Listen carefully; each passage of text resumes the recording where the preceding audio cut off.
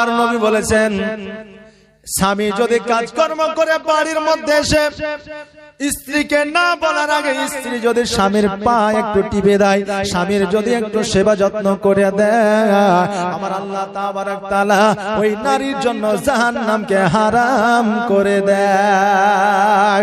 আমার খাদিজা বললেন, ও নবী গো, আজকে আমার সম্পদ তো দূরের কথা, আজকে আমার রক্ত মাংস গুলো আপনার পদতলে চিরে চিরে বিছায়া দিতে পারি আমি খাদিজা, আমার কোনো অসুবিধা না। আমার নবীজি ডাক দিয়ে বলে, খাদিজা আজকে আমি বড় এতিম রে, আজকে আমার আব্বা নাই জগতে, আজকে আমার মা নাই জগতে, এই জন্য মানুষ একটু সাহস পেয়ে যায়, এই জন্য আমাকে দেখে মক্কা নগরের অনেক মানুষ ঠাট্টা করে। ও খাদিজা আর দেরি করিও না, দেরি করিও না, তোমার যত সম্পদ আছে সমস্ত সম্পদ গুলো বিলি বন্টন করে দেয়। ওই সম্পদ গুলো কার মধ্যে বিলি বন্টন করেছেন? এতিমদের মধ্যে বিলি বন্টন করেছেন। কারণ হইল আমার নবী এতিমের যে কত জ্বালা এটা আমার নবী জানতেন, এই জন্য উম্মত উম্মতিদের বলেছে, এই আমার উম্মত উম্মতিরা, তোমাদের গ্রামে গঞ্জে পাড়াতে যদি কোনো এতিম বাচ্চা থাকে, ওই এতিমকে টাকা দিয়ে, পয়সা দিয়ে, অট্টালিকা দিয়ে, সম্পদ দিয়ে যদি সহযোগিতা না করতে পারো, ওই এতিমের মাথায় একবার হাত বুলাইয়া দাও, তাহলে তোমাকে আল্লাহ একটা মকবুল হজের সব দান করে দিবে। আমি এতিম হয়ে কাঁদি না কেন তোমরা বলতে পারো, আমি এতিম হয়ে কাঁদি না কেন তোমরা বলতে পারো, এতিম ছিলেন আমার নবী, এতিম আমিও। জোরে বলেন না ইয়া রাসূলুল্লাহ। নেই বাবা মা আমার, নেই যে বাড়ি ঘর, আমার মতো কপাল পোড়া নেই যে ভবে আর, নেই বাবা মা আমার, নেই যে বাড়ি ঘর, আমার মতো কপাল পোড়া নেই তো ভবে আর, তবু মনে নিয়ে যন্ত্রণা কাটাই দিনেরা, তবু মনে নিয়ে যন্ত্রণা কাটাই দিনেরা। এতিম ছিলেন আমার নবী হযরত মুহাম্মদ, এতিম ছিলেন আমার নবী হযরত মুহাম্মদ। আমি এতিম হয়ে কাঁদি না কেন তোমরা বলতে পারো, আমি এতিম হয়ে কাঁদি না কেন তোমরা বলতে পারো, এতিম ছিলেন আমার নবী, এতিম আমিও। আমার নবীজি খাদিজাকে বললেন, খাদিজা তোমার সমস্ত সম্পদ গুলো দান করে দাও। আমার খাদিজা ফকির মিসকিনদের মধ্যে সমস্ত সম্পদ গুলো দান করে দিলেন। দান করে দেওয়ার পরে আমার নবীজির যে মায়ের বাড়ি ছিল, মা আমিনার ঘর ছিল, ওই মা আমিনার ঘরে আসিয়া খেজুর পাতার ছাউনি করিয়া ওই জায়গায় বসবাস করতে আরম্ভ করলেন। জোরে বলেন সুবহানাল্লাহ। ওই জায়গায় বসবাস করতে লাগলে, বসবাস করতে লাগিয়া আমার নবীজি খেজুর গাছে পানি দেয়, উপার্জন করে নিয়ে আসা খাদিজাকে খাওয়ায়, নিজের স্ত্রীকে খাওয়ায়। ও মা বোনেরা, আমরা স্বামী, আমরা পুরুষ, আমরা বিবিদের শাসন করতে পারবো, কিন্তু আমাদের বিবিরাও স্বামীদের 3 জায়গা শাসন করতে পারবে। আপনি বলবেন, হুজুর গো, আমরা তো বহু মাওলানার মুখ থেকে ওয়াজ শুনেছি শুধু স্বামীরাই বিবিদের শাসন করবে, বিবিরা স্বামীদের শাসন করবে, এইরকম ওয়াজ তো শুনি নাই। বলবেন না, বলবেন না, বলে নতুন বলবে, নতুন নতুন ওয়াজ। তা নয় বাপ, বিবিরাও 3টা জায়গা স্বামীদের শাসন করতে পারবে। ওই 3টা জায়গায় কি কি শুনবেন? শুনবেন? হ্যাঁ, সুবহানাল্লাহ। প্রথম হইল তার স্বামী যদি পরকীয়ায় লিপ্ত হয়ে যায়, মানে স্ত্রী থাকার সত্ত্বেও পর নারীর প্রতি যদি আকৃষ্ট হয়ে যায়, কেস করিয়া বিচার ডাকিয়া নিজে স্বামীকে খেতে না দিয়া অত্যাচার করিয়া ওই পরকীয়া থেকে তাকে দূরে সরাতে হবে। এই জায়গাটায় স্বামীর প্রতি আপনারা বিবিরা শাসন করতে পারবে, জোরে বলেন সুবহানাল্লাহ। দ্বিতীয় হইল স্বামী যদি মদ খায়, গাঁজা খায়, জুয়া খেলে, তো ওই স্ত্রী স্বামীর জন্য যাব শাসন করার জন্য বিচার ডাকতে পারে, পিতামাতাকে বলতে পারে, বড় ভাইকে বলতে পারে, পাড়া প্রতিবেশীকে বলতে পারে। ওই স্বামী ওই বিবি স্বামীর জন্য যে কোনো একটা রাস্তা নিতে পারে, এখান থেকে কোনো রকমের কোনো অসুবিধা হবে না। দ্বিতীয় জায়গায় শাসন করতে পারবে। তৃতীয় জায়গা হলো স্বামী উপার্জন করে কিন্তু টাকা ঠিকঠাক বাড়িতে দেয় না, খরচ আছে 5,000 আর দিল আপনার 2,000, তো সংসার চলবে? চলবে জি? চলবে না। তাহলে ওই বিবির হক আছে স্বামীর কাছ থেকে হিসাব নেওয়ার। অনেক স্বামী বলে যে আমি খাবো, আমি খাবো, তুই যে 2 বেলা খেতে পেলেই হলো, অত হিসাব কিসের? বলে না, বলে না। কিন্তু তুমি জানো না শরীয়ত মোতাবেক বিবিরা স্বামীর কাছ থেকে হিসাব নিতে পারবে। এটা আমার নবীজি ক্ষমতা আমার মায়েদেরকে দিয়েছেন, জোরে বলেন সুবহানাল্লাহ। আমার নবী বলে টাকা উপার্জন করে যতক্ষণ পর্যন্ত বিবির হাতে না দিবে ততক্ষণ পর্যন্ত ওই টাকার বরকত হবে না। ও মা বোনেরা, আপনাদের স্বামীরা আপনাদের যখন টাকা না দেয় তখন কিন্তু আপনারা স্বামীর পকেট মারেন না? মারে না? 200 টাকা 100 টাকা চুরি করে না? আবার বললেন বৌমারা মাংস চুরি করে, গোস্ত চুরি করে, কারণ 2 কেজি মাংস রান্না করেছে, সন্তানদের ছেলেদের খাইয়ে দিয়েছে, বৌমারা ফাঁকি। পরের দিন বউ বলছে দাঁড়া তোরা কি করে খাস, রান্না চলছে, মানে এদিকে রান্নাও চলছে এদিকে মুখও চলছে, বুঝলেন না? 2 কেজি নিয়ে হয়েছিল 500 হয়ে গেল। বলে কি ব্যাপার? বলে এই ব্যাপার, মাংস রান্না করতে যে কমে গেছে। তা আসলে এটা তো বহুর দোষ না, এটা শাশুড়ির দোষ, নাকি বলেন? চুরিটা তো শাশুড়ি শিখাইলে, যে ছেলেরাকে খাওয়াইলে বৌমাকে দিলে না, তো ফাঁকি দিয়া খায়ও না। পরের বিটে তোমার বাড়িতে এসেছে, ফাঁকি দিয়া খায়ও না। এই গল্প ধরেন ইউটিউবে শুনেছেন, এক মৌলভী সাহেব ওয়াজ করেছে যে পরের বিটে তোমার বাড়িতে এসেছে, ফাঁকি দিয়া খায়ও না, যা খাবার দিয়া খায়ও না, এলে গুনাহগার হয়ে যাবে। ওই জালসার মধ্যে 80 বছরের এক বুড়িয়া ছিল, ও আবার বিড়ি খায়, সকালবেলায় যায় 1 বান্ডিল বিড়ি কিনে অর্ধেক বৌমাকে দিচ্ছে, অর্ধেক উল্লিচ্ছে। বৌমা বলছে আব্বা আপনার কি মাথা খারাপ হইলো নাকি? বলছে আমার মাথা খারাপ হয়নি, মৌলবীর মাথা খারাপ হয়েছে। কেন? বলেছে যা খাওয়া তাই দিয়া খাওয়া, নাইলে গুনাহগার হয়ে যাবা। শেষ বয়সে আমি আর গুনাহ করতে রাজি নাই, বিড়ি আজকে থেকে তুইও খাবি আমিও খাবো। আচ্ছা বলেন ওকে কি বিড়ি খাইতে দেওয়ার কথা বলেছে? হ্যাঁ, বিড়ি খাইতে দেওয়ার কথা বলেনি, যেটা হালাল খাবার ওইটার কথা বলা হয়েছে যে এটা তুমি খাওয়াবা। তবে বুঝা গেল মায়েরা, এই 3 জায়গায় স্বামীকে শাসন করতে পারবেন আপনারা। 1, স্বামী যদি পরকীয়ায় লিপ্ত হয়ে যায়। 2, স্বামী যদি জুয়া খেলে, মদ খায়।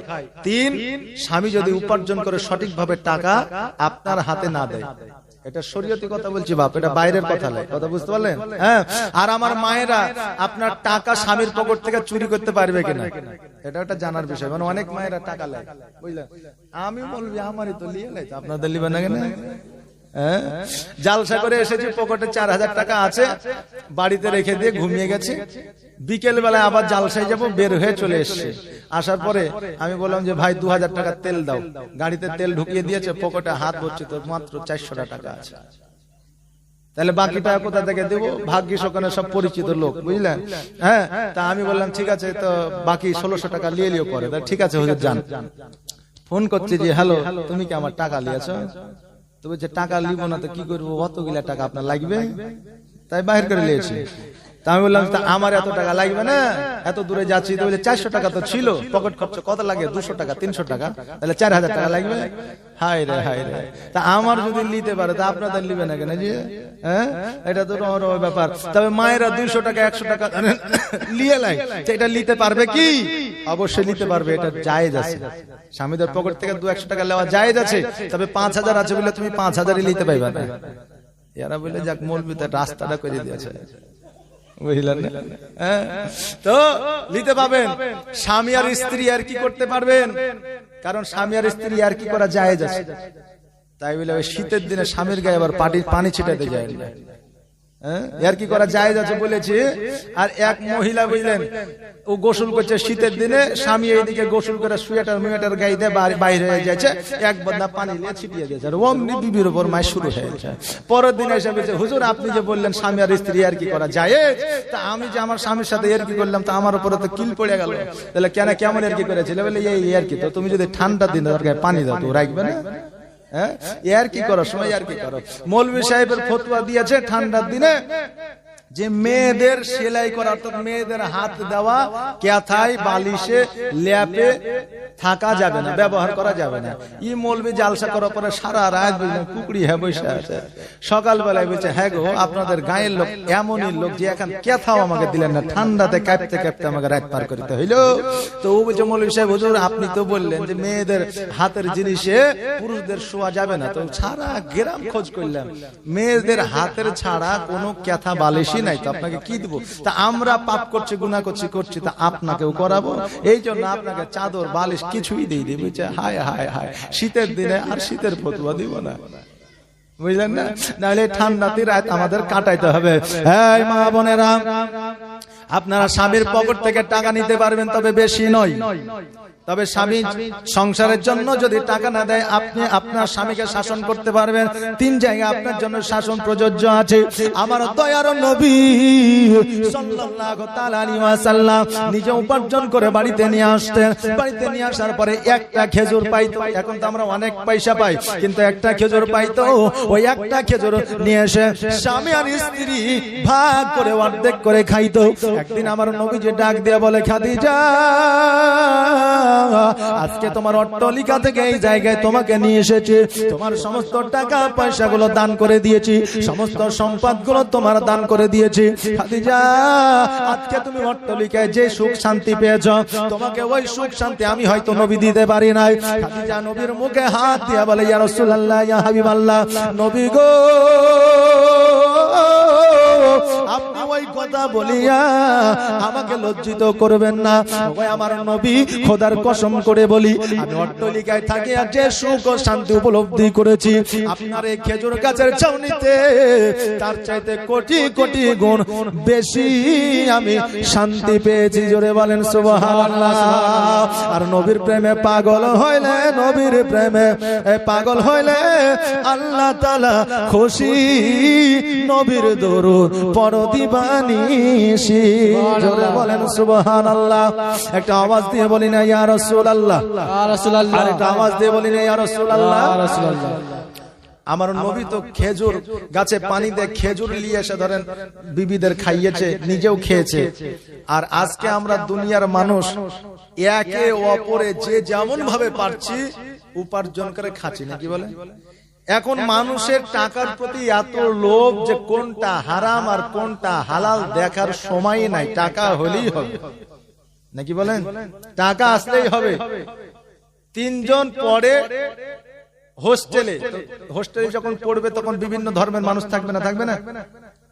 তো 3 জন বন্ধু, এক হচ্ছে খ্রিস্টান, এক হচ্ছে হিন্দু আর এক হচ্ছে মুসলমান। এই 3 জনে বাড়ি আসছে, রাস্তার মাঝে খিদে লেগেছে, ওরা 4টা রুটি কিনেছে। এই 4টা রুটি কেনার পরে 3 জনে 3টা রুটি খেয়ে নিয়েছে। 3 জনে 3টা রুটি খেলার পরে এবার মুসলমান যে সে তো একটু খেতে বেশি ভালোবাসে, নাকি বলে? আজকে ভারতবর্ষের সরকার বলছে যে লখনৌ থাকবে না, মিটিয়ে দিতে হবে, বেরেলি থাকবে না, মিটিয়ে দিতে হবে, এলাহাবাদ থাকবে না, মিটিয়ে দিতে হবে, তাজমহল থাকবে না, মিটিয়ে দিতে হবে, হাজারদুয়ারি থাকবে না, মিটিয়ে দিতে হবে, লালকেল্লা থাকবে না, মিটিয়ে দিতে হবে। বলে না, বলে না? হ্যাঁ। তো তুমি যে খাবার গুলা খাও, এই খাবার গুলোর যে নাম, এই নামগুলো কার দেওয়া এটা জানা আছে? এই নামগুলো হয়েছে মুসলমানের দেওয়া। কারণ মুসলমান যা খায় ওরা চোখেই দেখে না, ওরা চোখেই দেখে না। এই যে বিরিয়ানি, এই নাম কার দেওয়া? মুসলিমদের দেওয়া। এই যে কি বলে টিকা, যে মাংস দিয়ে হয়, ওটা কার? মুসলমানদের দেওয়া। তারপরে এই যে তান্দুরি, এই নাম কার দেওয়া? মুসলমানদের দেওয়া। তো তুমি কত নাম চেঞ্জ করবে? পারবে? কত নাম চেঞ্জ করবা? তো মুসলমান ছেলেটা বলছে ভাই রুটিটা খেলে, তো বলছে না এক কাজ করে সব আরাম করে, আরাম করে রেস্ট নেওয়ার পরে তখন রুটিটা আমার ভাগ করে খাবো। তো এই মুসলমান ছেলেটা বারবার বলার পরেও কিন্তু রুটিটা খাইলো না, সব শুয়ে পড়ল। শুয়ে পড়ার পরে ঘুম থেকে যখন উঠেছে সবাই, কিন্তু মুসলমান ছেলেটা ঘুমিয়েই আছে। একজনা বলছে যে আমি স্বপ্নে দেখলাম আমার প্রভু এসে বলছে যে তুই রুটিটা খা। তা আমার প্রভু যখন আমাকে বলেছে তখন এই রুটির মালিক কিন্তু আমি, রুটিটা কিন্তু আমি খাবো। ও বলছে তোর প্রভু তো বলেছে মানে প্রথম আসমানে, আমাকে সপ্তম আসমানে বলেছে, তার মানে হিসাবে রুটিটা আমি পাই। এই মুসলমান ছেলেটা চট করে উঠে যাই, তোরা কি গল্প করছিস রে, তোদের গল্প তো সবই শুনলাম। আমি স্বপ্নে দেখলাম একটু আগে যে একটা বিরাট দৈত্য আসলো, আসার পরে এত বড় খাড়া হাসিয়ে আমাকে বলছে যে ওই রুটি খা নাহলে কোপ দিব, রুটি খা নাহলে কোপ দিব। আমি এত করে বুঝিয়ে বললাম আমার দুটো বন্ধু আছে, একটা খ্রিস্টান আছে একটা হিন্দু আছে, তো তাদেরকে নিয়ে আমি খাবো। বলছে না তুই খা। তো ভয়ে ভাই আমি রুটিটা খাই নিয়েছি। তাড়াতাড়ি করে যখন আপনার ওই ঢাকনা খুলে দেখছো তো আসলে রুটি নাই, থাকবে কি করে, ও তো খাই নিয়েছে। তো বলছে ভাই আমি নিজে ইচ্ছায় খাইনি, আমি ভয়ে খেয়েছি। তো বুঝলেন যে যেমন ভাবে পাচ্ছে সে তেমন ভাবে খাইছে, নাকি বলেন? হ্যাঁ, তবে আমরা মুসলমান, আমাদের হালাল আর হারাম বুঝে খেতে হবে। যদি বুঝে না খাই কবরে আমরা জবাব দিতে পারবো না, কবরে আমরা হিসাব দিতে পারবো না, ফারিস্তাদের সম্মুখে আমরা দাঁড়াইতে পারবো না। এক একজনের জন্য এক একটা ডিপার্টমেন্ট আছে, না নাই? ডাক্তারের জায়গায় যদি বক্তাকে দিয়ে দেওয়া হয় পারবে না, বক্তার জায়গায় যদি ডাক্তারকে দিয়ে দেওয়া হয় পারবে না, প্রফেসরের জায়গায় যদি চোরকে পাঠিয়ে দেওয়া হয় পারবে না, প্রফেসরকে যদি চোর চুরি করতে পাঠায় পারবে না, পারবে পারবে না। একজন বাসে যাবে মালদা, তো উঠেছে, উঠার পরে কোনো জায়গায় সিট নাই, সিট পেয়েছে তো ড্রাইভারের পাশে। এবার ড্রাইভারের পাশে অনেকে বসে না, ওই ড্রাইভারের পাশে বসে আছে। এবার ড্রাইভার গাড়ি চালাচ্ছে, চালাতে চালাতে আপনার ফারাক্কায় গিয়ে ড্রাইভার নেমেছে চা খাবে। চা খাইয়া যখন বাসের উপরে উঠছে, উঠার পরে গাড়ি স্টার্ট দেওয়ার পরে যখন গিয়ারে হাত দিচ্ছে তো গিয়ার আর নাই। ও প্যাসেঞ্জারের দিকে তাকাচ্ছে, প্যাসেঞ্জার ড্রাইভারের দিকে তাকাচ্ছে। ড্রাইভার বলছে কি ব্যাপার? তো বলছে কি ব্যাপার? তো বলছে এখানে যে আমার এই যে গিয়ারটা ছিল, গিয়ারটা কোথায়? প্যাসেঞ্জার বলছে খেপা লোক কোথাকার, আমি ওই জঙ্গিপুর থেকে দেখছি ওইটাকে আপনি বারবার হিলালড়া করছেন, উঠানোর চেষ্টা করছেন, আপনি ফারাক্কা পর্যন্ত উঠাতে পারলেন। আমি মনে মনে ভাবলাম যে লোকটাকে একটু সহযোগিতা করি, হেল্প করি, ওটাকে উঠিয়ে ফেলে দিয়েছি। ড্রাইভার বলছে হ্যাঁ রে খেপার পেটের খেপা, ওটা যদি না থাকে তো গাড়ি চলবে না। তো বলছে আমার তো জানা ছিল না, না হলে তুলতাম না। আমি ভাবছি তুমি ওটাকে উঠার চেষ্টা করছো, উঠাতে পারছো না, তাই আমি উঠিয়ে ফেলে দিয়েছি। ভাবছি ভাইরা, তো যার যেটা জায়গা তাকে সেই জায়গাতে দিতে হবে। একজন মানুষের মতো অপরজন মানুষ হবে না। আজকে আপনাদের এখানে 2 দিন কারি মাওলানা ওবায়দুল ইসলাম সাহেব জীবনী করলেন, নাকি বলেন? আজকেও হয়তো উনি আসবেন, যদি কোনো ব্যতিক্রম না ঘটে উনি ইনশাআল্লাহ আসবেন। আমি অতক্ষণ আপনাদের সম্মুখে আলোচনা করব। তবে আমার মতো আলোচনা ওবায়দুলের হবে না, আর ওবায়দুলের মতো আলোচনা আমার হবে না। হবে যে এক কোনোদিনই হবে না, কারণ আল্লাহ তাবারক তাআলা নিজেই বলেছেন যে আমি প্রত্যেকটা বান্দাকে, এক একটা মানুষকে আমি এক একটা পার্সোনালি গুণ দিয়ে পাঠিয়েছি। জোরে বলেন সুবহানাল্লাহ। আমার আল্লাহ বলছেন যাকে শক্তি দিয়েছে তাকে বুদ্ধি দিই নাই, আর যাকে বুদ্ধি দিয়েছে তাকে শক্তি দিই নাই। সবই যদি দিয়ে দিতাম একসাথে তাহলে কিন্তু হইতো না, বুঝলেন না? তা আল্লাহ এক একজনকে এক একটা নিয়ামত দিয়ে পাঠিয়েছে।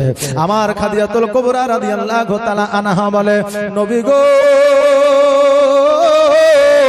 আমি ওই অট্টলিকার বুকে থাকিয়া যতটা পর্যন্ত আমি সুখ না উপলব্ধি করতে পেরেছি, আপনার এই জায়গায় আসিয়া এই চূর্ণ কুটিরে এই খেজুর গাছের ছাউনিতে বসিয়া তার চাইতে কোটি কোটি গুণ বেশি সুখ পাইয়াছি।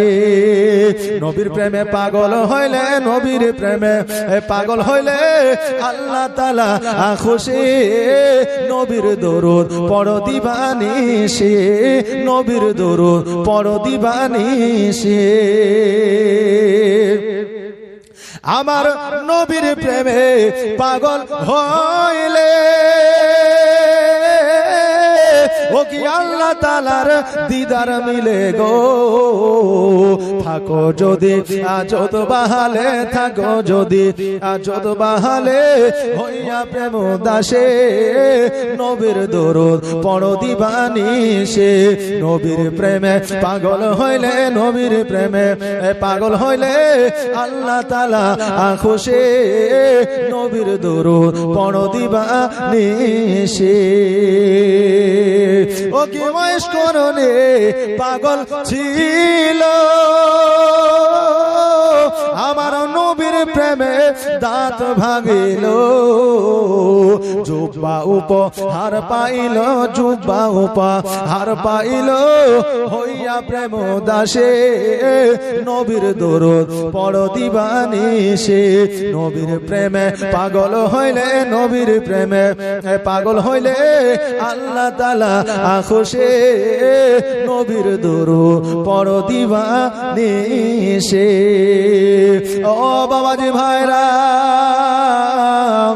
স্বামী আর স্ত্রী মোহব্বত কাকে বলে দেখে আমার মা বোনেরা গো আপনি খাদিজার জীবনী শুনছে ফাতেমার জীবনী শুনছে ওই ফাতেমার জীবনী শুই না খাদিজার জীবনী শুই না আপনার জীবনকে গঠন করে যেইভাবে তারা চলেছে আপনিও চলার চেষ্টা করেন কিয়ামতের দিন আমার ফাতেমার সঙ্গে আপনি জান্নাতি হয়ে যাবেন দুনিয়ার মধ্যে আপনার জন্য আপনার স্বামী যদি অসন্তুষ্ট হয়ে যায় সারা জীবন নামাজ পড়ে আপনার কপালে ঘটা ফেলায়া দিবে কিয়ামত পর্যন্ত আল্লাহর দরবারে আপনার নামাজ কবুল হবে না সন্তানরা পিতা মাতাকে যদি কষ্ট দিয়ে দেয় ওই সন্তানরা যদি একবার নয় পাঁচবার হজ করে ওই হজ কোনোদিন কাজে লাগবে না আমার নবীজি কর্ম করে ইসলাম প্রচার করে একদিন হঠাৎ করে যখন তাইফের বুকে আমার নবীজি যখন ধর্ম প্রচার করতে গেলে আর এই আবু জাহেলের লোকেরা তাদের ওই বাচ্চা বাচ্চা সন্তানদের বলল তোদেরকে চকলেট খাওয়ার জন্য টাকা দিব পয়সা দিব মোহাম্মদ আসবে তাইফে তাকে পাগল বলে পাথর মারতে থাকবে নবী যখন আমার তাইফের মধ্যে ইসলাম প্রচার করার জন্য যখন গেলে ওই ছোট্ট ছোট্ট বাচ্চারা আমার নবীকে পাগল বলিয়া পাথর মারতে লাগলো পাথরের আঘাত করতে লাগলো এত পাথরে আঘাত করেছিল আমার নবীজির সমস্ত শরীরটা রক্তে রক্তাক্ত হয়ে গেছিল নবী আমার যখন পথ দিয়ে চলতেছিল পায়ের যে চপ্পল জুতা ছিল ওই জুতা পর্যন্ত স্লিপ করছিল রক্তের কারণে জোরে বলেন সুবহানাল্লাহ নবী আমার রক্তাক্ত হইয়া নবী আমার চলতে পারে না একটা জায়গায় শুইয়া গেছে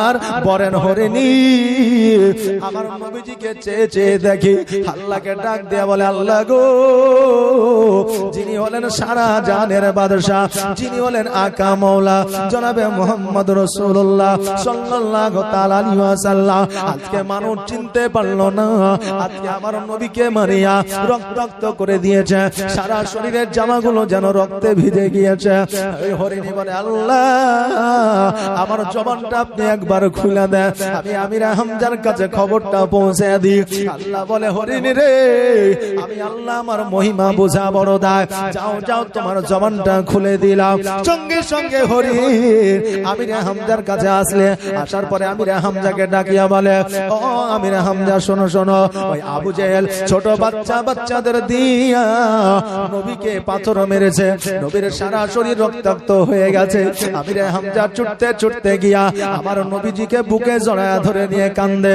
নবী গো আজকে তোমার আব্বা নাই তোমার মা নাই বলে আজকে মক্কা নগরের আজকে তাইফবাসীরা তোমার প্রতি অত্যাচার করেছে পাথর মেরেছে আমি আমিরে হামজা কথা দিলাম তোমার এই প্রতিশোধ যতক্ষণ পর্যন্ত না নিব আবু জাহেলের মাথা থেকে ধর থেকে মাথাটা যতক্ষণ আলাদা না করব ততক্ষণ পর্যন্ত আমি আমিরে হামজা একটু পানি পর্যন্ত পান করব না। জোরে বলেন সুবহানাল্লাহ। নবী আমার চট করে আমিরে হামজার হাত কানাকে ধরে নিলে, ধরে নামার পরে বলে, চাচা গো, আজকে আমিরে হামজা, ও চাচা, আবু জাহেলকে তুমি মারিয়া যতটা আমাকে খুশি না করতে পারবে, আজকে তুমি আমার কলেমা তাইয়্যিবা যদি তুমি পড়ে নাও, আমি নবী তার চাইতে 1000 গুণ বেশি খুশি হয়ে যাব। আমিরে হামজা বলে, ভাতিজা, আজকে ওই আবু জাহেলকে মারার চাইতে আমি কলমা পড়লে তুমি যদি বেশি খুশি হয়ে যাও, আমিরে হামজা কথা দিলাম তোমার কলেমা তাইয়্যিবা আমি পড়ে নিব। নবী আমার বললেন, চাচা পড়ে নাও, কারণ তুমি কলেমা যখনই পড়ে নিবা আমি তৃপ্তি পাওয়া যাব। এই ক্ষতবিক্ষত জায়গাগুলো থেকে যে ব্যথা বেদনা আমি নবী পাই, তুমি কলেমা পড়লে চাচা আমার সমস্ত ব্যথা বেদনা দূর হয়ে যাবে। আমিরে হামজা বলল, ভাতিজা জলদি করে তোমার কলেমাটা পড়ে নাও। নবী আমার সঙ্গে সঙ্গে পড়ালেন, লা ইলাহা ইল্লাল্লাহ। সবাই বলেন, লা ইলাহা ইল্লাল্লাহ। আওয়াজ দিয়ে নেকি হবে, গুনাহ হবে না। লা ইলাহা ইল্লাল্লাহ, লা ইলাহা ইল্লাল্লাহ, লা ইলাহা ইল্লাল্লাহ। তোমার মতো এত ভালো, তোমার মতো এত ভালো কেউ তো আমায় বাসে না, তাই তো নবী আমি তোমার দিওয়ানা, তাই তো নবী আমি তোমার দিওয়ানা। বলো লা ইলাহা ইল্লাল্লাহ, বলো লা ইলাহা ইল্লাল্লাহ, লা ইলাহা ইল্লাল্লাহ। ও কি শুনেছি কিতাবের লেখা, নবী ছাড়া আমার জীবন ফাঁকা গো। ও কি শুনেছি কিতাবের লেখা, নবী ছাড়া আমার জীবন ফাঁকা গো। নবীজিকে ভালো না বাসিলে, নবীজিকে ভালো না বাসিলে আল্লাহ পাওয়া যাবে না, তাই তো নবী আমি তোমার দিওয়ানা, তাই তো রাসূল আমি তোমার দিওয়ানা। তোমার মতো এত ভালো, তোমার মতো এত ভালো কেউ তো আমায় বাসে না, তাই তো নবী আমি তোমার দিওয়ানা, তাই তো রাসূল আমি তোমার দিওয়ানা। বলেন লা ইলাহা ইল্লাল্লাহ, লা ইলাহা ইল্লাল্লাহ। মন দিয়ে একটু আওয়াজ দিয়ে লা ইলাহা ইল্লাল্লাহ, লা ইলাহা ইল্লাল্লাহ, লা ইলাহা ইল্লাল্লাহ, লা ইলাহা ইল্লাল্লাহ, লা ইলাহা ইল্লাল্লাহ মুহাম্মাদুর রাসূলুল্লাহ সাল্লাল্লাহু তাআলা আলাইহি ওয়াসাল্লাম। আমার নবীজি আমিরে হামজাকে কালেমা পড়ায় নিলেন। কালেমা পড়ায় নেওয়ার পরে আমিরে হামজা আমার দয়ার নবীকে ধরে নিয়ে বাড়ির দিকে নিয়ে আসলেন। বাড়িতে যখন নিয়ে আসলেন গো, আমার খাদিজা দুই নয়নের পানি ঝরায়া কান্দে, আল্লাহ আমার নবীজির কষ্ট আমি যেন সহ্য করতে পারি না। ও ভাই আল্লাহ, আমার নবীর এত ক্ষত বিক্ষত জায়গা আমি খাদিজা যেন দেখতে পারি না। আমার আল্লাহ ডাক দিয়া বলে, নবী গো, ওই আমার হাবিব শোনো গো, আজকে দুনিয়া চাই না, আমি আল্লাহ নবী তোমাকে চাই। বলো বলো, আমি দুনিয়া রাখবো না, শুধুমাত্র তুমি একবার আমাকে বলে দাও। আমার নবী রহমাতাল লিল আলামিন, নবী আমার ডাক দিয়ে বলে আল্লাহ গো, আজকে যারা আমার প্রতি অত্যাচার করেছে, পাথর মেরেছে, আঘাত করেছে, ও ভাই আল্লাহ, তারা আজকে এখনো পর্যন্ত আমাকে চিনতে পারে না। যদি আমাকে তারা চিনতো, তারা পাথর না মারিয়া তারা আমার পদতলে চুম্বন করতো। জোরে বলেন সুবহানাল্লাহ।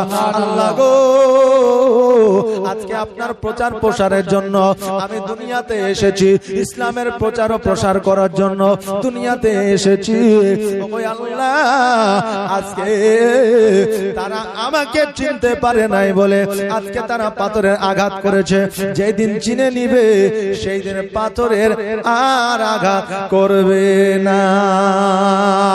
নবী আমার যেই দিন এসেছিল সেই দিনটা ছিল, সেই সময়টা ছিল জাহিলিয়াতের সময়, নাকি বলেন?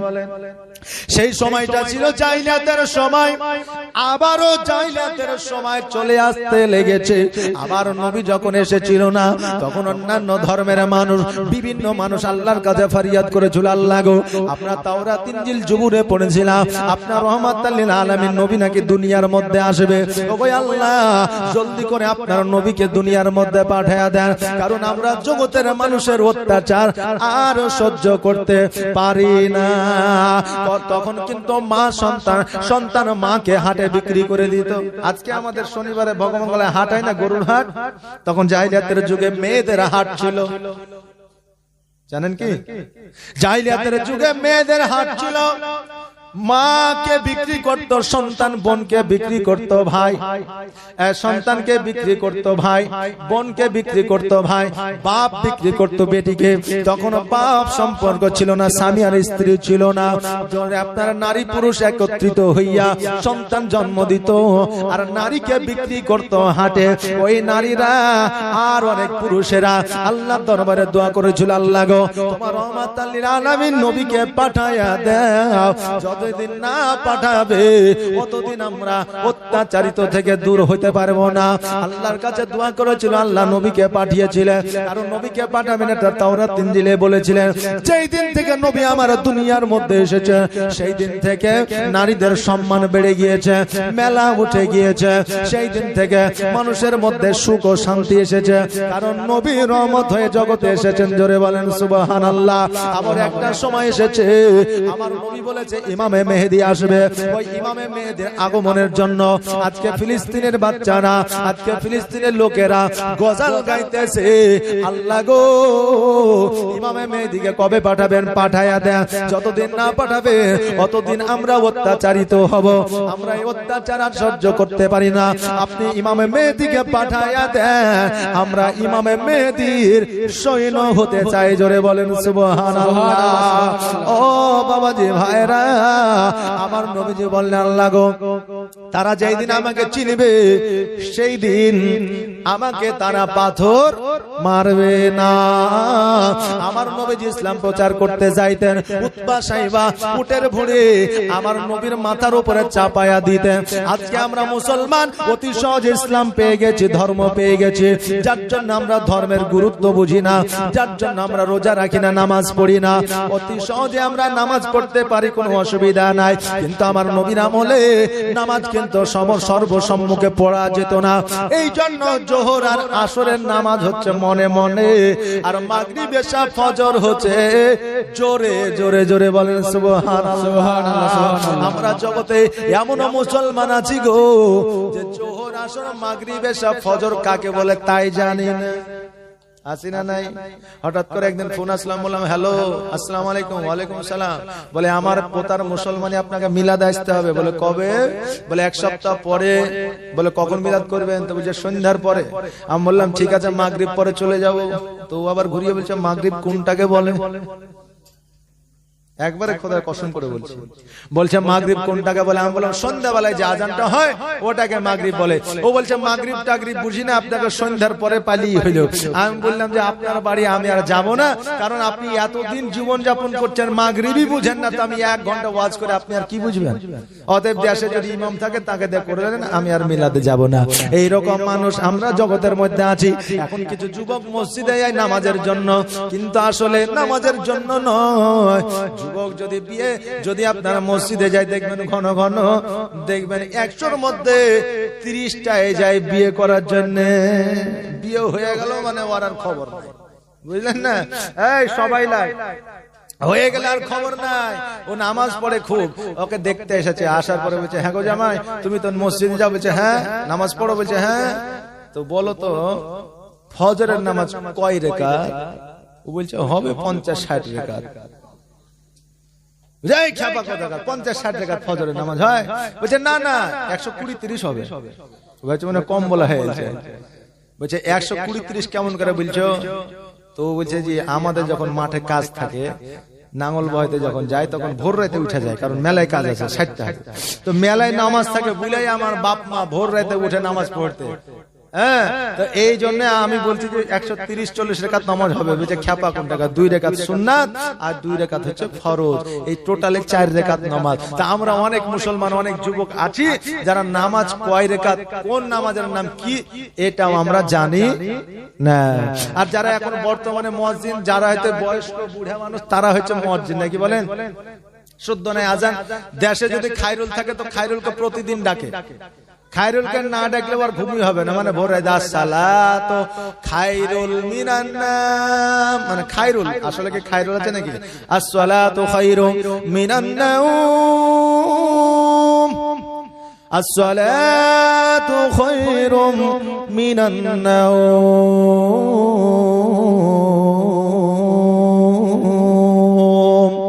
আল্লাহু আকবার, আল্লাহু আকবার, লা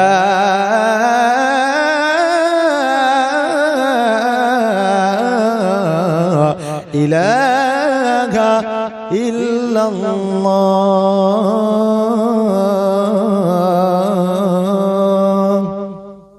আজান হবে সূত্র নাকি বলেন? তবে তো বেলালের মতো আরশে আজিমে পৌঁছাবে। জোরে বলেন সুবহানাল্লাহ।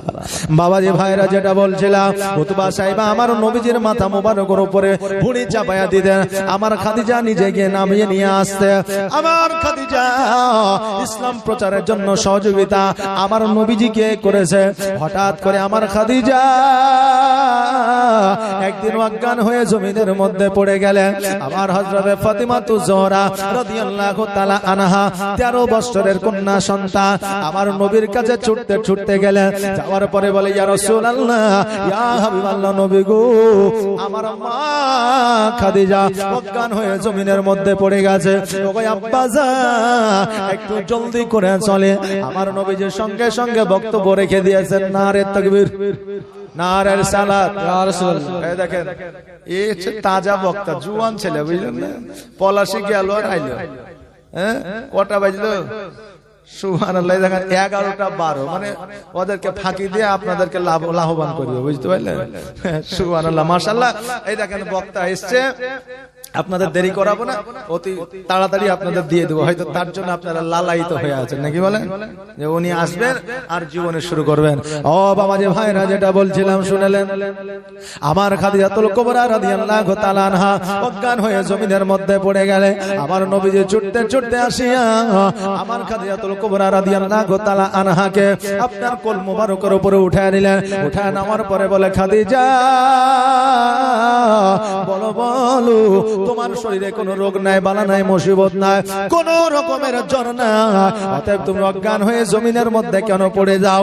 আমার খাদিজা বললেন, ইয়া রাসূলুল্লাহ, ইয়া হাবিবাল্লাহ, নবী গো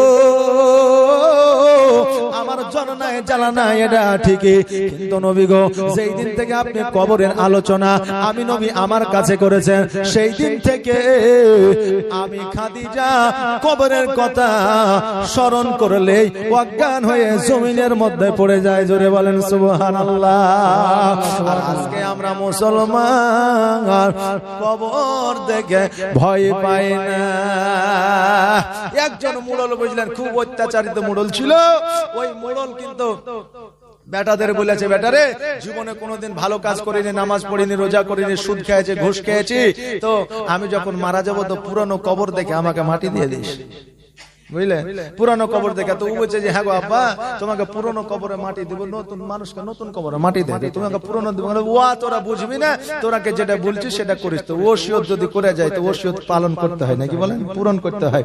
তো এবার ওই মুড়ল কিন্তু একদিন মরে গেছে। এই মুড়ল মরে যাওয়ার পরে ওর বেটারা ওসিয়ত মোতাবেক পুরানো কাফন দিয়ে পুরনো কবরে ওকে ঢালা মাটি দিয়ে চলে এসেছে। এইদিকে মুনকার নাকির খাতা কলম নিয়ে হাজির। আয়সা বলছে মান রব্বুকা, তোমার রব কে? তুই আবার মাস্তানি দেখে বলছে কবর কবর। ফারিস্তারা বলছে কবর কবর মানে বুঝে তুমি দেখতে পাচ্ছ না এটা পুরনো কবর, এর বাঁশ পচে গেছে, এর মাটিতে শীতলা পড়ে গেছে, আমার কাপড় হচ্ছে পুরনো, একবার হিসাব নিয়েছো আবার হিসাব লাগবে। ফারিস্তারা বলছে দিয়ে তো মহা মুশকিলে পড়লাম। আল্লাহকে বলছে আল্লাহ গো ইয়ার খাতা তো দেখছি পূর্ণই হয়নি আর হিসাবই হয়নি, তো ই আবার বলছে কবার কবার, ইয়ার আবার হিসাব কবে হইল?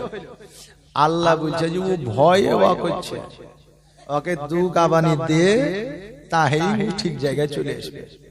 ওকে যখন তুলে এক আছাড় মেরেছে তখন বলছে যে হ্যাঁ আমি নতুন এসেছি, তোমার সাথে চালাকি করছিলাম। তা আমরা এইরকম মানুষ বুঝলেন, আমরা আল্লাহর ফেরেশতাকেও ছেড়বো না, আল্লাহকেও ছেড়বো না, চালাকি করবো। সর্বশেষে একজন ব্যক্তি জাহান্নামী থাকবে, ওই জাহান্নামী আল্লাহকে বলবে আল্লাহ আমি জান্নাত লিব না, ওই আশা নাই, তবে এত আযাবে আছে, খুব কষ্টে আছি, একটু আযাব থেকে একটু দূরে রাখলে হয়তো না। ওই দূরে একটা গাছ দেখা যায়, গাছের ছায়াতে। আল্লাহ বলবে ঠিক আছে গাছের ছায়াতে রাখ। ওখানে কিছু বছর থাকার পরে বলবে আল্লাহ আমার জান্নাতের আশা নাই, তবে আমি কি হাউজে কাউসারের পানি একটু পান করতে পারবো না? আল্লাহ বলবে এই ফেরেশতা যা হাউজে কাউসারের পানি পান করা। হাউজে কাউসারের পানি পান করাবে, তারপরে আল্লাহ জান্নাতকে দেখতে পাবো না? আল্লাহ বলবে জান্নাতে দিয়ে দে। জোরে বলেন সুবহানাল্লাহ। মানে মানুষ আমরা এমনই যে আল্লাহর সঙ্গেও চালাকি করব। একজন আল্লাহকে বলছে আল্লাহ আমি জান্নাতি না জাহান্নামী? তো আল্লাহর ফারিস্তারা বলছে যে তুই তো জাহান্নামী। তো বলছে আমি আল্লাহর কাছ থেকে শুনবো। তা আল্লাহ বলছে যে তুই জাহান্নামী। তো বলছে জাহান্নামটা কোন দিকে? বলছে বাম দিকে, লেগেছে ধরতে। আল্লাহ বলছে এই দাঁড়া, মানুষকে জাহান্নামের দিকে টাইনে নিয়ে যাওয়া যায় না, ভয়ে যেতে চায় না, আর তোকে বলা মাত্র ছুটতে আরম্ভ করেছে। কারণ কি? বলছে আল্লাহ জগতে আপনার একটা কথা শুনেনি, নামাজ পড়তে বলেছেন পড়িনি, রোজা করতে বলেছেন করিনি, দান করতে বলেছেন করিনি, তো কম সে কম আজকে তো শুনি। তো আল্লাহ বিজয় ফেরেশতা ওকে নিয়ে যা জান্নাতে দিয়ে দে, কারণ আজকে যেহেতু আমার কথা শুনেছ এতেই আমি আল্লাহ খুশি। জোরে বলেন সুবহানাল্লাহ। তো মানুষ আল্লাহর সঙ্গে চালাকি করবে। আমরা দুনিয়ার মানুষ কবরকে ভয় পাই না, কিন্তু যে খাদিজাতুল কুবরা রাদিয়াল্লাহু তাআলা আনহা জান্নাতের সার্টিফিকেট পেয়েছে, ওই খাদিজা দেখেন কবরকে দেখে ভয় করে অজ্ঞান হয়ে জমিনের মধ্যে পড়ে যায়। নবী আমার বলছে খাদিজা আমি নবী যতক্ষণ পর্যন্ত আছি ততক্ষণ পর্যন্ত তোমার কোন রকমের ভয় নাই। ভবে ভয় কি আছে আর ভবে ভয় কি আছে আর। আর সাইয়্যিদুল মুরসালিন নবী মোদের জামিনদার ভবে ভয় কি আছে আর ভবে ভয় কি আছে আর ভবে ভয় কি আছে আর ভবে ভয় কি আছে আর। সেদিন মাথার ওপর সূর্য আসিবে, সেই তাপেতে মগজ গলিবে। সেদিন রহমাতাল্লিল, সেদিন রহমাতাল্লিল আলামিন মোদের করবেন পার। ভবে ভয় কি আছে আর ভবে ভয় কি আছে আর ভবে ভয় কি আছে আর ভবে ভয় কি আছে আর। আর দরুদ পড়ো তুমি বারে বার, আর দরুদের ওসিলায় হবে পার।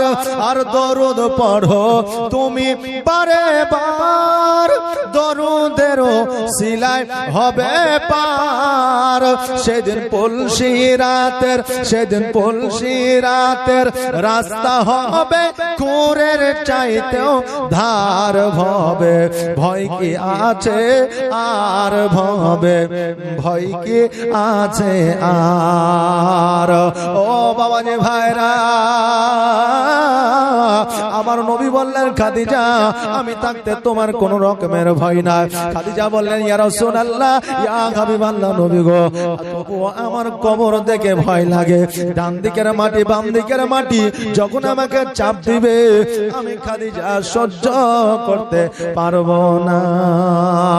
নবী আমার বললেন ও খাদিজা তোমার কোন রকমের সমস্যা নাই, ভয় নাই। খাদিজা আমার বললেন নবী গো,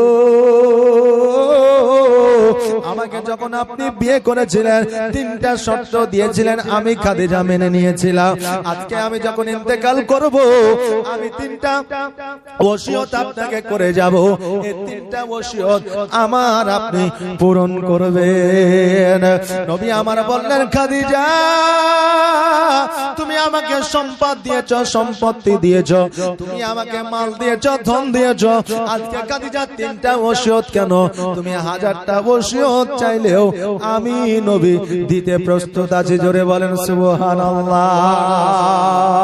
স্বামীর সেবা করিলে মা, স্বামী যদি একবার আল্লাহর দরবারে দোয়া করে দেয় বিবির জন্য, ওই বিবিকে আল্লাহ জান্নাতি করবে, জাহান্নামকে হারাম করে দিবে। এখন তো স্বামীরাও যেমন নাটক করে বিবিরাও নাটক করে, নাকি বলে?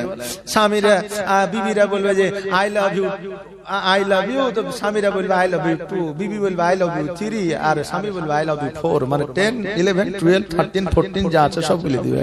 একজন বলেছে স্বামী গো আমি তো বড় অসুস্থ, তা আমি যখন মারা যাব কমসে কম আমার কবরের মাটি যতদিন না শুকাবে অতদিন আপনি বিয়ে শাদী করেন না, না হলে আমি কবরেও শান্তি পাবো না। বুঝলেন না? ওই বিবি মারা গেছে, স্বামী কিন্তু কবরে যায় হাওয়া করছে। বুঝলেন? স্বামী আর এক স্ত্রীর রাস্তা দিয়ে হেঁটে গেছে। ও বলছে দেখেছো বিবিকে কেমন ভালোবাসতে হয়, ওর কাছ থেকে শেখো। তুমি তো ভালোবাসতেই জানলে না। বলছে কেন? বলছে দেখো ওর স্ত্রী মারা গেছে, তোর কবরে হাওয়া দিচ্ছে যাতে ওর স্ত্রী সুখে থাকে, ভালো থাকে, একটু যাতে হাওয়া বাতাস পায়, যদি ঘুমিয়ে থাকে, এই জন্য কত আদর করে দেখো। ও বলছে যে চলো ওকে যে জিজ্ঞাসা করি যে এমন কি করেছিল যে এত ভালোবাসো, তাইলে আমিও তোমাকে ভালোবাসবো, তুমিও ওই কাজ করবে। তো ওকে যে জিজ্ঞাসা করছে যে ভাই আপনার শুনে আমাদের খুব দুঃখ লাগলো, তবে আপনি যে হাওয়া করছেন আপনার স্ত্রীকে এত ভালোবাসেন।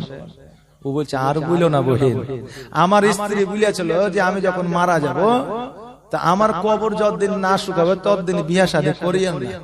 তো এই যা ভিজা মাটি শুকাইতে 1 মাস লাগবে, ওই জন্য হাওয়া করছি যাতে তাড়াতাড়ি শুকিয়ে যায়। বুঝলেন না? ওই জন্য হাওয়া করছি যাতে তাড়াতাড়ি শুকিয়ে যায়, আর আমি যেন তাড়াতাড়ি বিয়ে শাদীটা করতে পাই। বুঝলেন? তা আমাদের এখন এইরকম ভালোবাসা, ওরে মাশাআল্লাহ। বন্ধু আর বন্ধু, এতই বন্ধু তালি। বুঝলে এখন বর্তমানে যে বন্ধু তালি, বন্ধু গেছে চেন্নাইয়ে, আর চেন্নাই থেকে ফোন করে বলছে বন্ধু আমার বাড়িতে আমার বিবিটাকে লইয়া একটু ডাক্তারখানা যাও না। বলছে কেন? তোমার আব্বাকে তোমার বড় ভাইকে পেঠাও। তো বলছে আমার বহু খুব লজ্জা করে, তো তাদের সামনে যাইতে পারবে না, কারণ ভাসুরের সাথে শ্বশুরের সাথে লজ্জা লাগবে না। হ্যাঁ রে লেহাজ, শ্বশুরের সাথে ভাসুরের সাথে যদি লজ্জা লাগে তো একটা পর পুরুষের সাথে লজ্জা লাগবে না? হ্যাঁ, তো ও তখন লিয়ে গেল ডাক্তারখানা। বলছে বাপের বাড়িতে একটু দিয়ে শোনা বন্ধু। ও আবার বাপের বাড়িতে দিয়ে গেল। 1 সপ্তাহ পরে বন্ধুকে ফোন করছে, তো বন্ধুরও মোবাইল বন্ধ, বহুরও মোবাইল বন্ধ, মানে বন্ধুও নাই বহুও নাই। বুঝলেন না? এখন এটা হয়েছে না, হয়েছে না? হ্যাঁ, এই যুবক, তোমার যদি বিয়ে হয়, তোমার বন্ধুর বিয়ে না হইলে তার বাপ মাকে বলে তোমার বন্ধুরও বিয়ে দিয়ে দাও, তারপরে তোমার বন্ধুত্ব রাখো। কিন্তু তোমার বন্ধুত্ব আছে বাহিরে আছে, তোমার বন্ধুত্ব আছে বলে ঈদের দিনে বাড়িতে ডেকে ঘরের মধ্যে বিবি আর তুমি তোমার বন্ধু মিলে সামাই খাবা আর অট্ট হাসি হাসবে আর কি ফাজলামো করবে, এটা কিন্তু শরীয়তে জায়েজ নাই। আছে? জায়েজ নাই? আমরা তো মনে করছি জায়েজ আছে মনে হয়, নাকি? সুবহানাল্লাহ, মাশাআল্লাহ। হাজী সাহেব হজ করতে গেছে, নামাজ করতে যায় বাড়ি এসেছে, বলছে আরবে কিছু বুঝতে পারলেন? বলছে কিছুই বুঝতে পারিনি, শুধু আজানটা বুঝতে পারিছে। কেন? বলছে আজানটাই বাংলাতে হয়েছে। আচ্ছা, আজান কি বাংলায় হয়?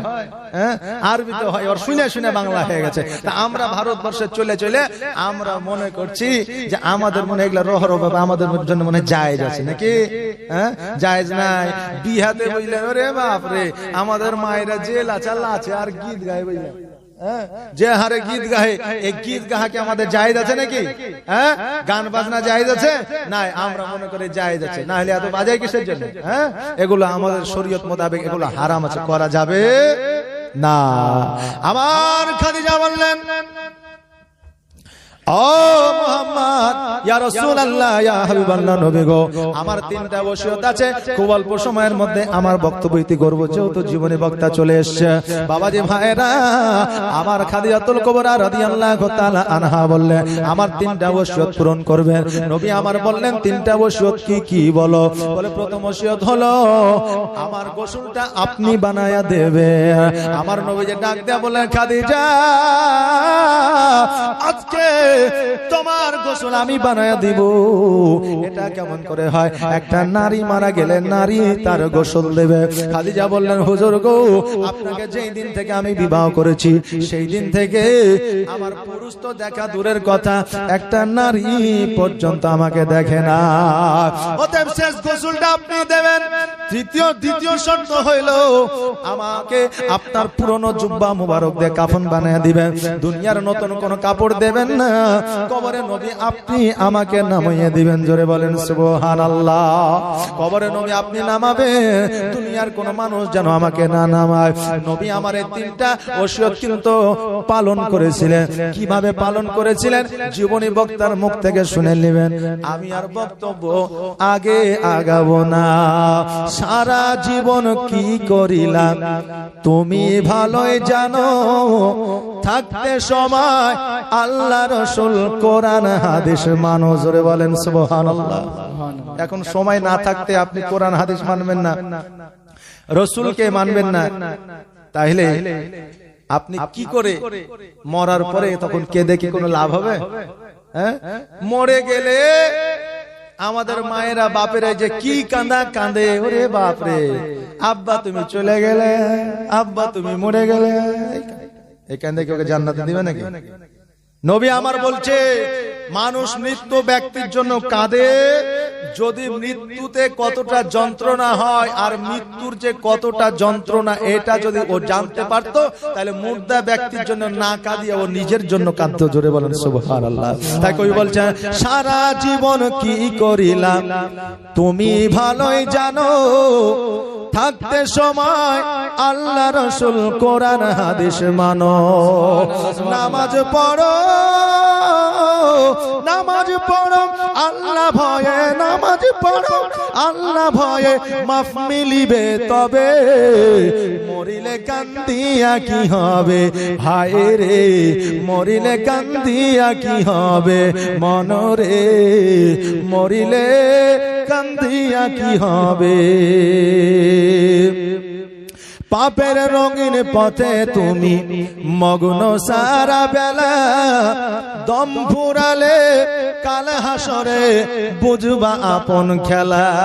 খেলা তো কবরে নাকি, এখন তো কিছুই নাই। হ্যাঁ, আসল খেলা কবরে। তাই কই বলছে, পাপের রঙিন পথে তুমি মগ্ন সারা বেলা, দম ফুরালে কাল হাসরে বুঝবা আসল খেলা।